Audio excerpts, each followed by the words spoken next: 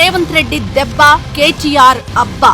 ఇప్పుడు సిరిసిల్ల అసెంబ్లీ నియోజకవర్గ ప్రజల నోటి నుండి వినిపిస్తున్న డైలాగ్ ఇది. గత 10 ఏళ్ల కాలం మంత్రిగా ఉన్న కేటీఆర్ సిరిసిల్ల నియోజకవర్గంలో ప్రభుత్వ, ప్రైవేట్ భూములపై కన్నేసి తన అనుచరులతో ఇష్టారాజ్యంగా కబ్జాలు చేయించి, అధికారులను బెదిరించి, భయపెట్టి బినామీల పేరు మీదకి రిజిస్ట్రేషన్లు చేయించుకున్నాడు. 10 ఏళ్లు అధికారాన్ని అడ్డం పెట్టుకుని సిరిసిల్ల నియోజకవర్గంలో విచ్చలవిడిగా కబ్జాలకు పాల్పడిన కేటీఆర్ కు అధికారం పోయిన తర్వాత ఇప్పుడు దిమ్మ తిరిగి బొమ్మ కనిపిస్తోంది. కేటీఆర్ తో పాటు కేటీఆర్ అనుచరులు చేసిన కబ్జాలపై, అక్రమాలపై ముఖ్యమంత్రి రేవంత్ రెడ్డికి ప్రజల నుండి ఫిర్యాదులు అందడంతో విచారణ మొదలుపెట్టింది కాంగ్రెస్ ప్రభుత్వం. ఏ భూములు మాయం చేశారో, ఎలా చేశారో, ఎవరెవరు సహకరించారో తీగ లాగడం మొదలు పెట్టగానే కలుగులో దాక్కున్న ఎలుకలతో పాటు ఆ ఎలుకలకు నాయకత్వం వహించిన పందికొక్కు పాత్ర వెలుగులోకొచ్చింది. సిరిసిల్ల నియోజకవర్గంలో కేటీఆర్ అండదండలతో దాదాపు 400 ఎకరాలు కబ్జాకు గురై రిజిస్ట్రేషన్లు కూడా జరిగిపోయినట్టు విచారణలో తేలింది.